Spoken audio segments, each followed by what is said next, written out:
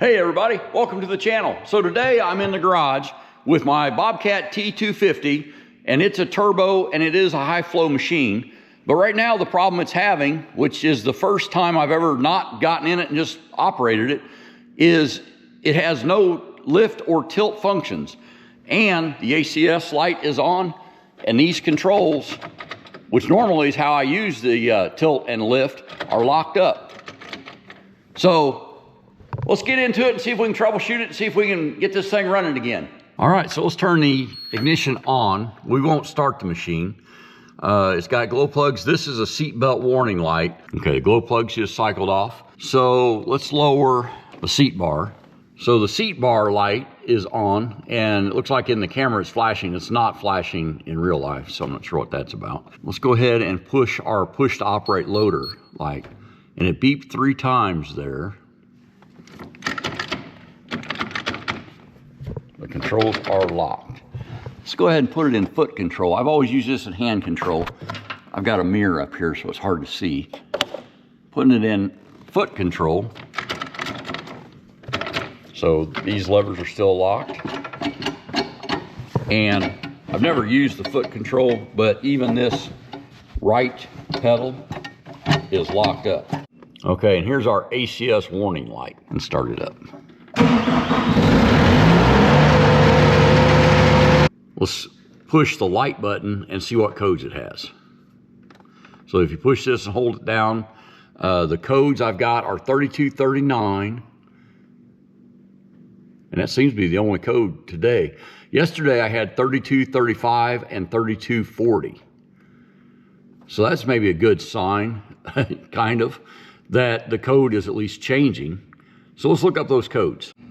All right, and I've got my Bobcat T250 operation and maintenance manual, and we can find the codes in that, so let's see that. Okay, so 3239 is lift actuator not in neutral. And yesterday I had 3235, which is tilt handle pedal not in neutral. And I had 3240, which is lift handle pedal not in neutral. So the codes changed a little bit, but they're all basically the same thing. They're saying the actuator is not centered. And so when I looked up that, it said to recalibrate the handles.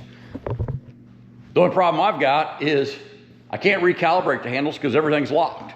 So let's check out some other things. So here's a picture of the 3235 code that I had yesterday. And there's the 3240 code. So those codes seem to be gone now, but I've got a 3239, which basically says the same thing. All right, and what a lot of I've read said a lot of these little codes can be caused by low voltage. So this battery is the battery that was in it when I bought it used, obviously. And let's just see if it's got close to 12 volts. Okay, I've got 11.87 volts. So that should be pretty close. Okay, with the ignition on, okay, 11.68 volts. So the other thing is, I've got to reset that code somehow to be able to try to calibrate those controls. And they say that you can turn the ignition off. So turn the ignition off and then turn it back on after like 60 seconds. So it's been 60 seconds. Okay, the light's not on. Let's put the lap bar down. I'm gonna press to operate, and as soon as I press to operate the loader, the ACS light comes back on. All right, well, that was one recommendation on the internet that didn't work. The other one, they said disconnect the battery and let it set for like 10 minutes, and that should fully drain all the codes and all of the electronics and reset the thing. So let's try that. Okay, so I had disconnected this battery when I was welding the door on this. All right. And what I'm concerned about a little bit, and the reason I took that battery out, is this is really the first time I've got it out of the barn that's not totally enclosed since the winter. And I'm hoping there haven't been mice in here eating wires all winter long. I kept a bunch of mouse poison in it, but some of that got ate as well. Okay, let's go ahead and charge up this battery. And how many people were like me and were brought up to never set a battery on concrete? I don't know if that's true or not, but I was told that when I was about 10 years old, and I've done it ever since. Put it on a block of wood or something if you're gonna set it somewhere to charge. All right, so here's the positive, and there's the negative. And it's charging, it's showing it's low, but that charger kind of always does show that. So we'll see how long it takes to charge up. Okay, while we're back here and have the battery out, I'm gonna clean out some of this crap that's in here. It looks to me like it's just mud and debris and sticks and stuff from using it instead of like a mouse house. It's good to get all this cleaned out anyway. I've seen several machines burn down because of this exact kind of leaf buildup. All right, well, it's been several hours. The battery is fully charged now, but instead of putting it back in, I'm just gonna hook it up with this jumper cable and see if anything changed. 3240 and 3235, so it's back to that. I had 3239. Well, it's time to lift the cab and see what's going on with these actuators and the wiring. At this point, I don't know if I'm hoping that a mouse ate a wire or not, but let's check it out.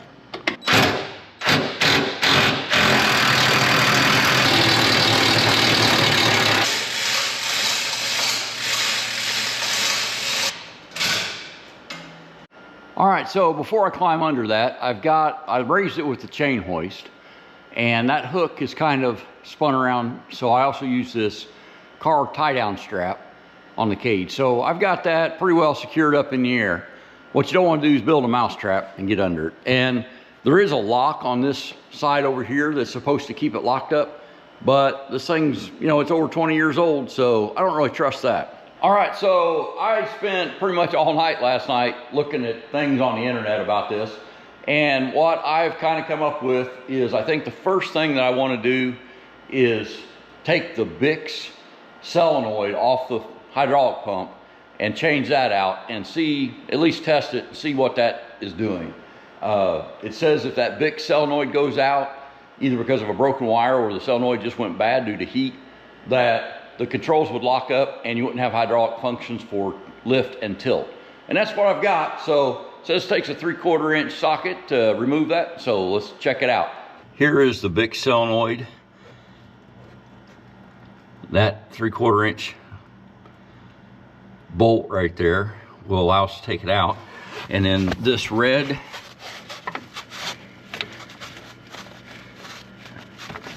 and green wire are the wires to it. And here's the connector. So let's see if we can get this out. Take a look at it. Okay, and that's not tight at all. So should come off pretty easy. So I've got the wires unplugged for that, and I decided to try and check it. And it looks to me like they're supposed to be 14 ohms. I did get a reading of 10 at one time, but I'm not sure that the leads weren't touching each other. And mostly what I got was no connection whatsoever. So infinite ohms. And the other thing they said was you can reach down in there and grab it and twist it and pull it. I can't get even one of my hands down there, let alone two of them. So I'm gonna try and grab it with these long needle nose pliers and see if I can spin it. And like I thought, there's no way to get them in there and get on it either. This is the biggest hole I've got. My hand just doesn't, I mean, I can touch it, but I can't grip a hold of it. Okay, well, I got it off, and I don't know that that for sure was the problem. Absolutely, at this point, it is the problem. The case just came totally off the top of that, so that's all the coil. So let me get all that cleaned up, and then we'll have to figure out how to get that valve out of there, which should just be a socket. Okay, and look at that. My guess is that for sure is the problem. Looks like it's just kind of rusted away or split away somehow there. So let me get all this garbage out of there. I'm trying to show, I put a 3/4 inch socket in down between the control lines or control bars, and then put a 6-inch extension routed through all those hydraulic lines. Finally to a 1-inch impact socket, which fit on that stem for that BICS controller solenoid. And I've got it busted loose. I just wanted to make sure I could bust it loose. If you take it out, it's supposed to drip oil, and I didn't want to do that. So I've got a new one coming, and as soon as it gets here, I'll take that the rest of the way out and put the new one back in. But I'll tell you what, nothing's easy on this, that's for sure. So here is my BICS solenoid. It came out, there's one of the O-rings, but obviously there's no putting this one back. Here's the wires. It looks like they were at least connected, but look at this corrosion. I got trying to get this off, this thing just totally split apart. See down here, I'm not sure if that slit is made in it or it rusted away. But either way, this one's garbage. But like I said, I got a new one coming, and I've got the stem loose. It's still in the machine because I didn't want to have it leak oil until I get the new stem and solenoid. So wish me luck when that comes in. I'll be putting it in the next day, and we've gotten our part. So this is the solenoid coil, and then this is the shaft. And I would say this is a new part, but this part is used. This thing came in a plastic bag, and this part was soaked in hydraulic fluid, and it was really a mess. And I kind of thought about sending it back because obviously this is not new, but I don't honestly see anything wrong with it. What I'm assuming is somebody bought it and it didn't fix their issue. And so instead of keeping it, they just sent it back and then moved on to the next part that they probably tried to replace. So let's throw it in here and see if this fixes this. Okay, and once I get the old stem out, I need to put this new stem in fairly quickly because hydraulic fluid is going to come out. Okay, there it is. It slid in the hole pretty easy. Now I just got to get a 1-inch socket down there and tighten it up. Well, it's tightening up. It's slow, and it took forever to build this set of sockets and extensions to get this in here. Okay, I've got the stem in and tightened. Now I'll put this solenoid coil on, and this side goes against the hydraulic valve, and this side is the side that gets the nut. Okay, it's plugged in. Now it's got to put the nut on it. So here's the nut. It's a 3/4 inch wrench size. I'll put a finger under it so I don't drop the thing. That's all I do not need. And it looks like actually I've got a combination wrench. I don't think that's going to do me any good. All right, I've got that nut on, just finger tight, and it says to tighten it to 5 foot-pounds, which isn't a lot more than finger tight. They're snugging down. All right, let's button this thing up and see if we fix our problem. All right, moment of truth. So I've got my seatbelt light, and I've got my glow plugs. We'll put the lap bar down. Okay, and I've got the lap bar light. All right, glow plugs are ready. Fired up.